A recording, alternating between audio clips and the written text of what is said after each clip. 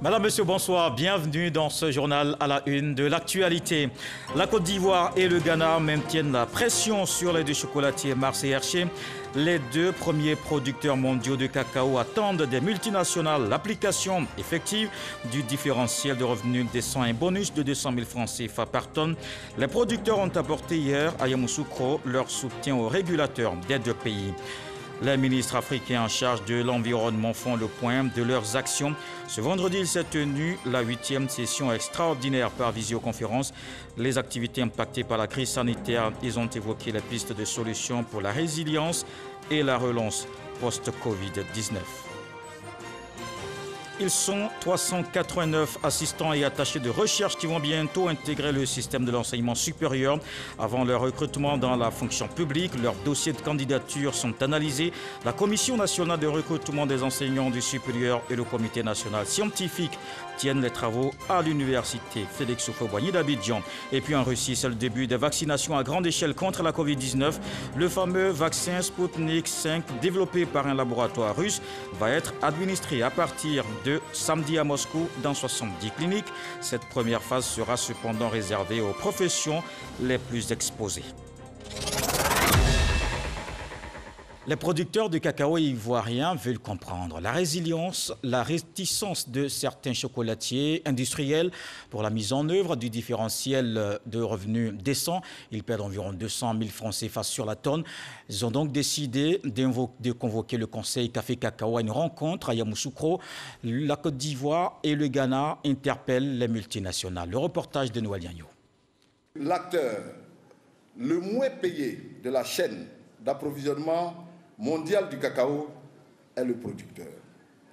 Sur les 100 milliards de dollars que génère la filière cacao, seuls 6% reviennent aux producteurs. Pire, un producteur de cacao vit aujourd'hui avec 0,78 $ par jour. Une des pistes pour sortir de cette pauvreté selon les producteurs, c'est le DRD, le différentiel de revenus décent. Malheureusement, 2 mois après l'ouverture de la campagne, les nouvelles ne sont pas rassurantes. Des informations à travers la presse concernant la réticence de certains industriels à la mise en œuvre du différentiel de revenus décent DRD. Voilà qui fonde cette mobilisation des productrices et producteurs venus des 13 zones de production de cacao de Côte d'Ivoire à l'hôtel de ville de Yamoussoukro. En face d'eux, les dirigeants du Conseil Café-Cacao, le régulateur ivoirien. Objectif, ils veulent comprendre les tenants et les aboutissants de cet état de fait. Après 3 heures d'échange avec à la clé une concertation entre premiers responsables des fêtières et des organisations du secteur, les participants ont produit une déclaration dite « Déclaration de Yamoussoukro ». Invitons les industriels du cacao au respect de leur engagement à payer le DRD aux producteurs ivoiriens et ghanéens. 2. La suspension de notre collaboration autour des programmes de durabilité et de certification en cas de non-application du DRD. 3. Le boycott des activités de tout industriel de cacao opposé au DRD en Côte d'Ivoire. 4. Le soutien des producteurs ivoiriens au Conseil du Café-Cacao et au Ghana Cocoa Board pour toute initiative d'application du DRD. La mise en place d'un comité de suivi du DRD par les producteurs ivoiriens et ghanéens. Pour information, le Ghana et la Côte d'Ivoire, c'est plus de 100% de l'offre mondiale et produisent les fèves les plus prisées par l'industrie chocolatière. La Côte d'Ivoire et le Ghana qui mettent donc ensemble la pression sur ces deux multinationales. Le Ghana qui est en période électorale, la campagne s'achève demain. Les candidats à la présidentielle sont au contact des populations, des meetings pour convaincre les électeurs tout en tenant compte de la cartographie électorale. Le parti au pouvoir en lice avec son principal adversaire, le NDC. Je vous emmène à Accra, retrouver nos envoyés spéciaux Michel Digré, Barnabé Kouna.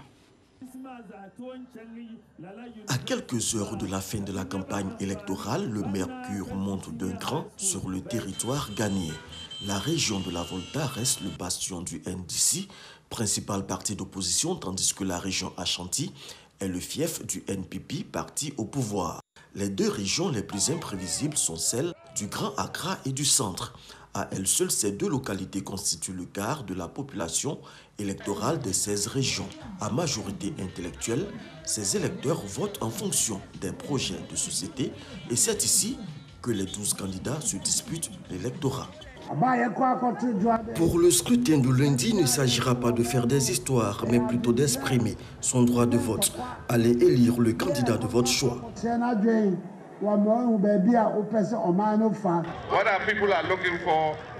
Ce que le peuple recherche, ce sont des barrages hydrauliques capables de produire de l'eau toute l'année pour irriguer les plantations et approvisionner les populations. Il est temps que notre nation se lève pour entrer dans une nouvelle ère d'espoir et de justice.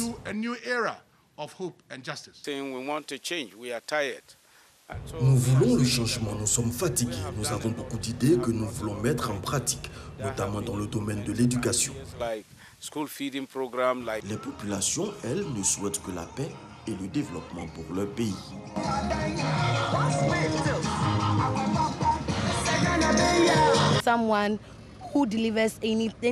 On veut un président qui tient des promesses et qui les réalise. Ce lundi 7 décembre, un peu plus de 17 millions d'électeurs se rendront aux urnes pour choisir celui qui présidera aux destinées de ce pays pour les 4 années à venir. Il s'agira également d'une élection législative. 275 sièges sont à pouvoir au Parlement ghanéen. Michel Digré-Barnabé-Conan, nos deux envoyés spéciaux au Ghana pour la présidentielle. Il s'est tenu ce vendredi la 8e session extraordinaire des ministres africains de l'environnement, une rencontre par visioconférence. Il a été question de l'impact négatif de la Covid-19.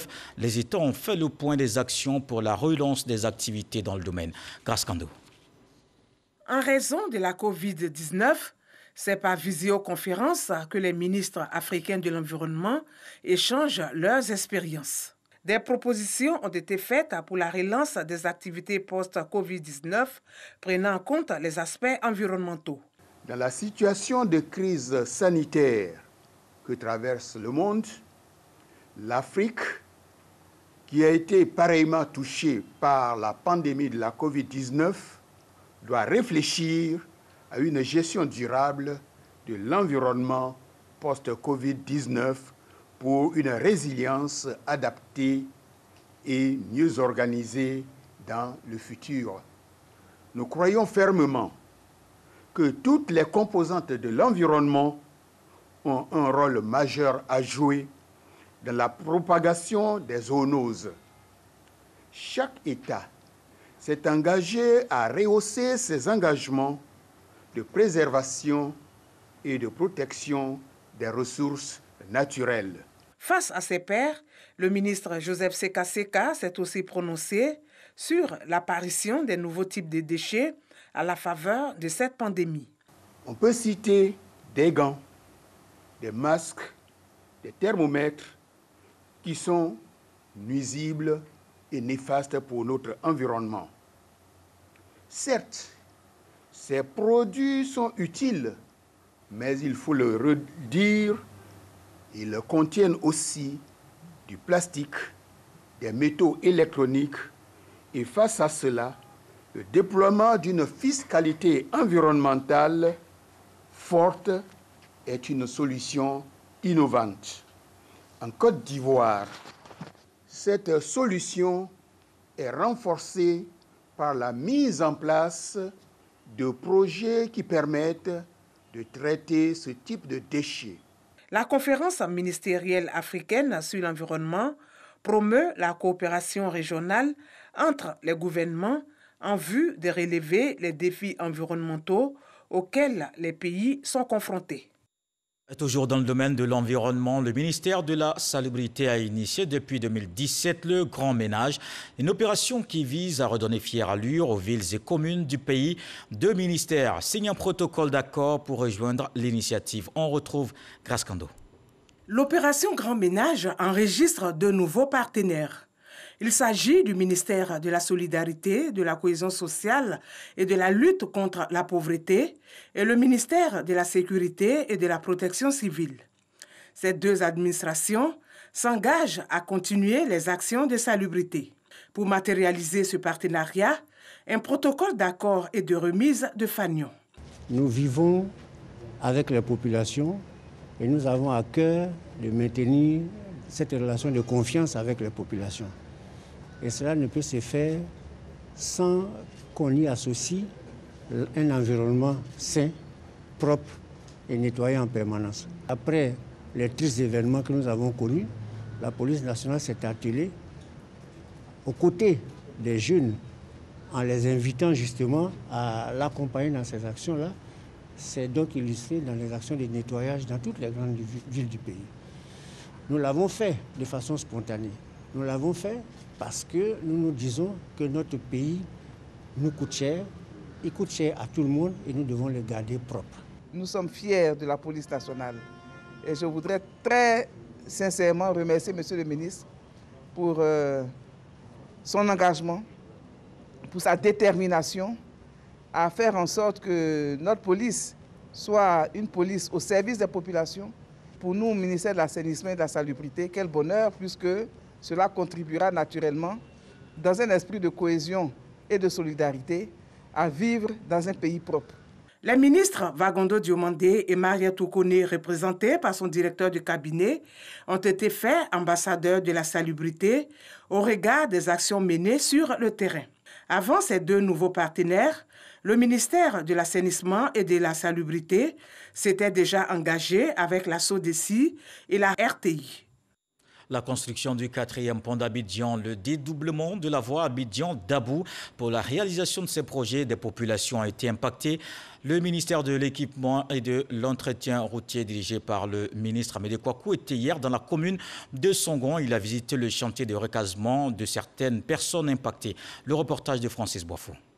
Ce site, situé à PK24 sur l'autoroute du Nord, va bientôt accueillir les camions poids lourds impactés par la construction du 4e pont d'Abidjan. Les commodités qui sont sur cette plateforme, en termes de toilettes, en termes de magasins, en termes de salles de réunion, en termes de salles polyvalentes, en termes d'espace de dépannage de véhicules, en termes d'aide de stationnement, nous ne pouvons qu'exprimer aux autorités compétentes, avec à leur tête le président de la République, toute notre reconnaissance. Le ministre de l'Équipement et de l'Entretien routier était mercredi sur le terrain pour évaluer les travaux. Les aménagements sont bien faits. Ici, il va y avoir environ 200 camions qui pourront stationner. Nous sommes en train de regarder les voies d'accès. Ensuite, vous savez que le 4e pont traverse le quartier Boribana. Il y a beaucoup de populations donc, qui étaient installées là-bas. Il fallait donc déplacer ces populations. Surtout celles qui étaient donc des habitants résidents, qui étaient donc des propriétaires de leur maison. Donc un terrain a été pris donc, dans la zone de Songon. Les aménagements sont en train d'être faits au niveau donc, de la voirie, des réseaux, c'est-à-dire les canalisations, mais aussi des maisons seront construites. C'est environ 68 hectares qui ont été acquis à travers, sur l'ensemble du projet pour pouvoir relocaliser donc, ces populations. Avant ces chantiers, le ministre de l'Équipement et de l'Entretien routier, Amédée Kouakou, est allé remettre officiellement 2 bâtiments de 12 classes au ministère de l'Éducation nationale, de l'enseignement technique et de la formation professionnelle. Ces bâtiments bénéficient aux élèves du groupe scolaire Orange Adiopoto dans la commune de Songon. Les travaux d'élargissement de la route de Dabou vont malheureusement entraîner des impacts sur le groupe scolaire Orange du village d'Adiapoto 1. Cet impact se traduira par la destruction de 9 salles de classe. Il était donc nécessaire, afin de poursuivre la vision du président de la République en matière d'éducation, de reconstruire ces salles de classe qui devaient être détruites. Dans le cadre des différents projets d'infrastructure routière du PTUA, d'autres salles de classe sont en cours de construction. Voilà qui rassure les populations impactées par le projet de transport urbain d'Abidjan. La GEST aussi teste son dispositif sécuritaire. La société a fait un exercice de simulation incendie. Les soldats ont maîtrisé le feu, déclenché des mises en situation pour se préparer à mieux réagir en pareilles circonstances. On le voit avec Issa Tionayo. Aux environs de 10 heures, à la société de gestion des stocks pétroliers de Côte d'Ivoire, GEST aussi, le bac B21 prend feu. Dans la panique, 2 individus se trouvant sur les lieux sont blessés. À quelques mètres de là, au Jet A1, 2 véhicules font collision. Un des chauffeurs, resté coincé dans sa cabine, est brûlé, portant le nombre de victimes à 3, tous pris en charge par les services de santé de la Geste aussi. Alertés, les services de secours de la Geste aussi et des partenaires à court. Nous sommes en pleine simulation de sauvetage en cas d'incendie. Nos services ont été alertés de la survenance d'un feu sur nos installations d'Abidjan-Vridi. Conformément au protocole de sécurité en vigueur, le directeur général fait déclencher le plan d'opération interne en acronyme POI. Le périmètre est automatiquement bouclé et le personnel non essentiel évacué. Après une lutte acharnée, les soldats du feu parviennent à éteindre l'incendie et sécurisent le périmètre. Après 71 minutes de lutte acharnée, nos équipes de secours internes et nos partenaires traditionnels sont arrivés à vaincre le sinistre. La situation est définitivement sous contrôle. Le feu maîtrisé, le directeur général de la Geste aussi fait le tour du site. Il félicite pour l'occasion les services de secours externes venus prêter main forte à sa structure. C'est un exercice de tous les jours que nous faisons par rapport à la sécurité des installations. Donc là, c'était une opération pour mettre ensemble tous les moyens que nous avons, les moyens internes et les moyens extérieurs qui peuvent venir nous aider pour l'extinction d'un incendie ou bien d'un accident qui se produit. Je suis très satisfait du travail qui a été fait, surtout pour l'apport extérieur. Cet exercice d'incendie, la Geste aussi le réalise chaque année pour tester son dispositif sécuritaire en cas de danger réel. Étude prospective pour doter le pays des scénarios de développement souhaités dans le temps. La 4e du genre est Côte d'Ivoire 2040 afin d'anticiper et éclairer la prise de décision. Un mécanisme de veille est mis en place. La phase pilote vient d'être lancée. Des détails avec Mahama Traoré. 16 structures sont concernées par cette phase pilote de lancement du mécanisme institutionnel de veille stratégique, mécanisme dont l'objectif majeur est de suivre et d'opérationnaliser les résultats de l'étude nationale prospective Côte d'Ivoire 2040. Il sera fonctionnel à l'aide d'une plateforme numérique de veille baptisée BNPVS Soft 1.2. C'est un outil technique. On collecte les informations, on les traite, on les analyse et puis on met l'information qui est utile à la disposition des autorités publiques pour prendre la bonne décision au bon moment. Le lancement de la phase pilote du mécanisme institutionnel de veille stratégique, qui s'inscrit dans une démarche qui sied à tout projet d'envergure nationale, est en effet une opportunité pour les acteurs techniques impliqués de mieux cerner les contours du projet en vue de faciliter son appropriation. Le déploiement du mécanisme institutionnel de veille stratégique aura un impact sur le développement. Nous espérons, bien sûr, avec ce mécanisme-là, multiplier, pourquoi pas, amplifier les différentes missions de prospection des pays étrangers en Côte d'Ivoire, des investisseurs étrangers, et aussi, pourquoi pas, déployer nos champions nationaux vers les pays de la sous-région et les pays en dehors de la sous-région. Le mécanisme institutionnel de veille stratégique est l'une des innovations majeures de la 4e étude nationale prospective baptisée Côte d'Ivoire 2040. Les animateurs auront à évaluer 600 indicateurs répartis dans plusieurs domaines d'activité. La Côte d'Ivoire veille aussi au respect des droits de l'homme. Le CNDH rassure le corps diplomatique. Le Conseil s'est entretenu avec les ambassadeurs accrédités. La rencontre a porté ainsi sur la situation politique dans le pays. Éric Goré. Le corps diplomatique accrédité en Côte d'Ivoire au grand complet dans les locaux du Conseil national des droits de l'homme. Ces ambassadeurs échangent avec la présidente du CNDH sur la situation des droits de l'homme en Côte d'Ivoire.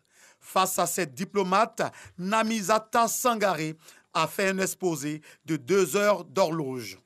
Nous avons mis en place un observatoire pour le respect des droits de l'homme en période électorale. Nous avons fait une campagne de sensibilisation À la suite d'une formation de 66 rois et chefs traditionnels, grâce à l'appui financier et technique du programme des Nations Unies, à Yamoussoukro. Un tour d'horizon sur les droits civils et politiques en Côte d'Ivoire, avant d'évoquer les visites régulières de son institution aux détenus arrêtés pour les manifestations liées à la désobéissance civile. Je vois les détenus et contrairement à ce qui est dit, c'est vrai que ça ne fait pas plaisir d'être en prison, mais ils se portent physiquement bien. Namizata Sangaré reconnaît les dégâts énormes créés par ces violences. Cependant, la présidente du CNDH continue d'œuvrer pour la libération de ces détenus. Concernant l'élection du 31 octobre dernier, la première responsable du CNDH note que ce scrutin est acceptable au regard des tests et du droit de vote exercé par les citoyens ivoiriens. À la fin de la rencontre, les participants saluent l'initiative. Il y a une valeur ajoutée. On nous a expliqué quelles étaient les démarches concrètes du Conseil national des droits de l'homme et nous avons eu certaines réponses sur les questions que nous avons posées. Et de toute façon, c'est un dialogue qui continue. Nous avons eu cette réunion, mais nous avons l'occasion aussi d'échanger de façon plus informelle et bilatérale. Et donc cela a été très enrichissant et cela continuera de l'être dans le futur. Dans une correspondance en date du 1er décembre dernier adressée au ministre français des Affaires étrangères, le premier secrétaire du Parti socialiste français s'est prononcé sur la situation sociopolitique en Côte d'Ivoire. Une sortie qui a suscité la réaction du RHDP. On écoute à cet effet son porte-parole principal, le ministre Kobena Kwasi Adjoumani. À travers son courrier, M. Olivier Faure invitait sans aucune pudeur M. Yves Le Drian a exercé des pressions directes sur le président Alassane Ouattara, dont il conteste la légitimité de sa réélection à la tête de la Côte d'Ivoire, afin de le contraindre à libérer immédiatement tous les dirigeants de l'opposition interpellés suite à la tentative de remise en cause de l'ordre constitutionnel au lendemain de l'élection présidentielle du 31 octobre dernier. Au regard du contenu de ce courrier particulièrement orienté, partisan et manifestement guidé par des destins obscurs et inavoués, le RHDP voudrait marquer sa plus vive indignation, car le Parti socialiste ne peut pas s'ériger en avocat du diable en défendant l'indéfendable. Il ne peut pas non plus cautionner l'inacceptable, c'est-à-dire la cause de ceux qui ont ouvertement et publiquement décidé de s'attaquer à la démocratie et au suffrage populaire en tentant par tous les moyens d'empêcher la tenue d'un scrutin démocratique. En tout état de cause, que M. Olivier Faure sache que la Côte d'Ivoire, sous le président Alassane Ouattara, a changé. Le pays avance. Il n'a rien à voir avec la Côte d'Ivoire des années 2000. Nous invitons M. Faure à faire un tour à Abidjan pour constater la merveilleuse métamorphose, une capitale en plein essor, à l'instar de tout le pays. En tant que libéral, le président Alassane Ouattara a fait du social et de la paix son cheval de bataille. Nous avons pour preuve les importantes ressources allouées pour soutenir des projets allant dans le sens de l'amélioration des conditions de vie des populations, de la promotion de l'emploi jeune et de l'autonomisation des femmes. Nous invitons par conséquent le Parti socialiste français à changer les lunettes avec lesquelles il scrute l'actualité ivoirienne s'il veut voir les choses plus clairement. Dans l'actualité ce soir, cette accélération des choses ces derniers jours, prise d'empreintes digitales, photos dans la capitale belge, délivrance aujourd'hui du passeport. Laurent Gbagbo a reçu ce matin les deux, l'un ordinaire et l'autre diplomatique. Ce sont la chef de cabinet du ministre des Affaires étrangères et Abou Dosso, ambassadeur de Côte d'Ivoire en Belgique, qui ont remis les documents à l'ex-président à Bruxelles. Dans un communiqué, le FPI s'est réjoui et salue l'acte posé par les autorités ivoiriennes. Les autorités ivoiriennes qui appellent surtout au respect des droits des femmes et des filles. C'est le sens des 16 jours d'activisme qui continue. Un panel de haut niveau organisé par le ministère de la Famille et le Programme des Nations Unies pour le développement. Des experts, sociologues et autres spécialistes vont trouver les moyens pour mettre fin aux violences domestiques au sein de la société. Didier Nguessan. Les femmes et les enfants sont les premières victimes des violences domestiques. La précarité est l'une des causes de ces violences. Le bourreau et la victime vivent dans le cercle familial. C'est ce qui ressort des études réalisées par le ministère de la Femme, de la Famille et de l'Enfant et confirmées par le réseau des hommes engagés pour l'égalité des genres. Sur les 3188 cas de violences basées sur le genre, nous avons 2168 cas de violences domestiques qui représentent environ 68% des violences basées sur le genre. Nous voulons quand même avoir une orientation commune à travers la prise de conscience des hommes dans leur responsabilité de la lutte contre les violences domestiques. Également, l'affirmation de l'autonomie de la femme. Ce que nous préconisons, c'est véritablement que dans la cellule familiale, on ne confine pas les filles et les femmes dans uniquement les rôles reproductifs et les rôles communautaires. L'approche masculinité positive ou masculinité responsable reconnaît la femme ayant des atouts, des potentiels, un potentiel important pour le développement équitable, durable et inclusif. La tutelle et le PNUD tiennent ce panel de haut niveau. Pour la psychologue clinicienne Judith Kofi, la victime de violences domestiques a une faible estime de soi et peut démontrer des troubles digestifs et troubles de l'apprentissage. Il faut briser la dépendance affective à travers une thérapie qui allie raisonnement et comportement. Les panélistes souhaitent une meilleure prise en charge des victimes de violences domestiques. L'actualité, c'est aussi le renforcement de la cohésion sociale. Il s'est tenu dans la commune de Treichville une prière œcuménique. Les femmes du district d'Abidjan ont prié pour la paix dans le pays. Jean-Marc Diadji. Une centaine de femmes de toutes confessions religieuses en prière pour la paix en Côte d'Ivoire. Elles sont venues de toutes les communes du district d'Abidjan avec des guides religieux pour implorer le pardon divin sur la nation. Nous avons lancé ce message souvent à toute la classe politique et à tous les Ivoiriens d'avoir d'abord la crainte de l'Éternel. Avoir la crainte de l'Éternel, c'est d'aimer son prochain comme soi-même.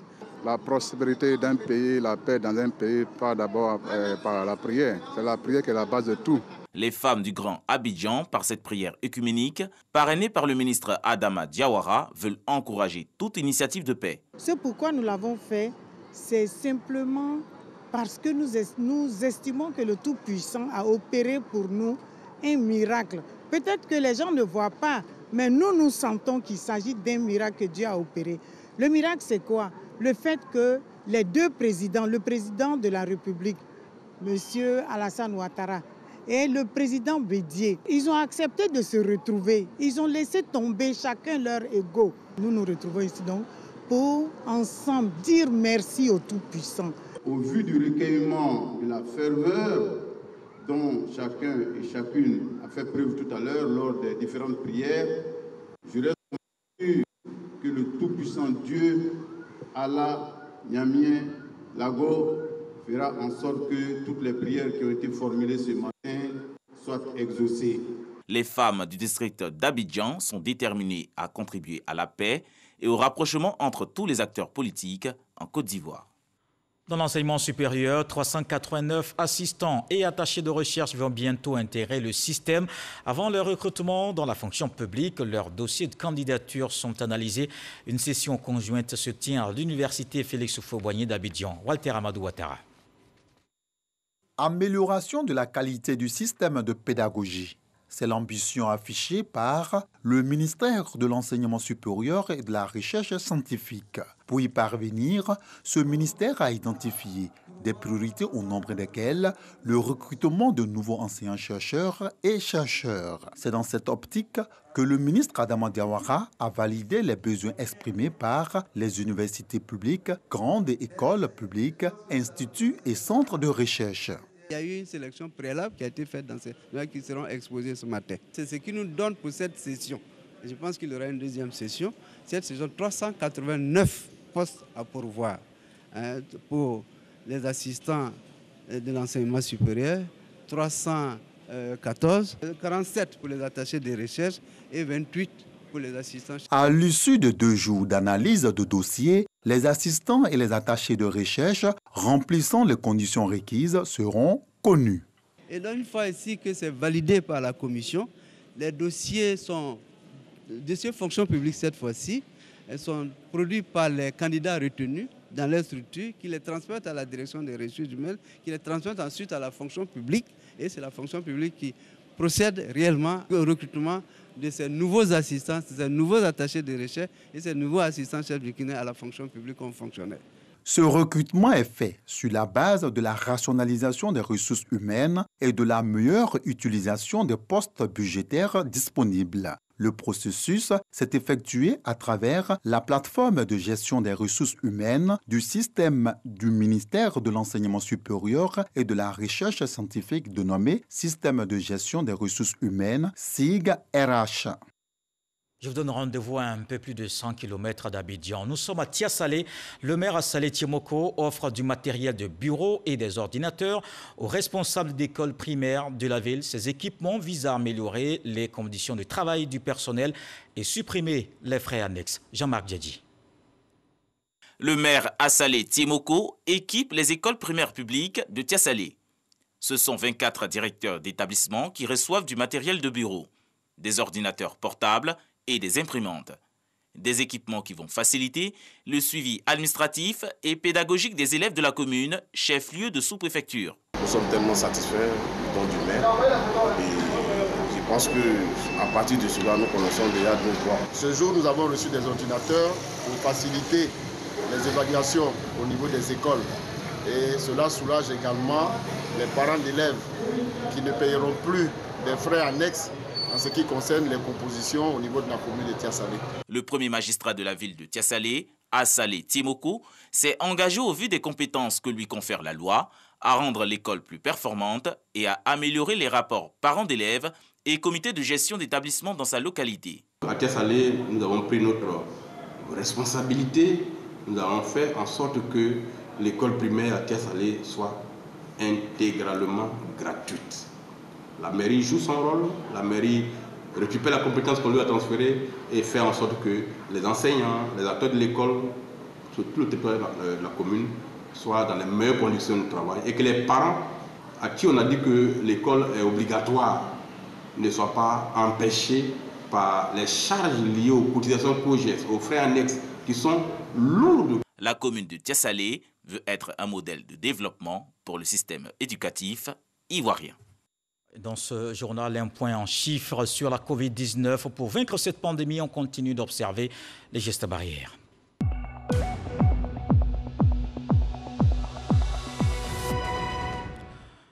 Le ministère de la Santé a enregistré ce vendredi 23 nouveaux cas de Covid-19 sur 1243 échantillons prélevés, soit 1,9% de cas positifs, 32 guéris et pas de décès. À la date du 4 décembre, la Côte d'Ivoire compte donc 21 412 cas confirmés, dont 21 054 personnes guéries, 132 décès et 226 cas actifs.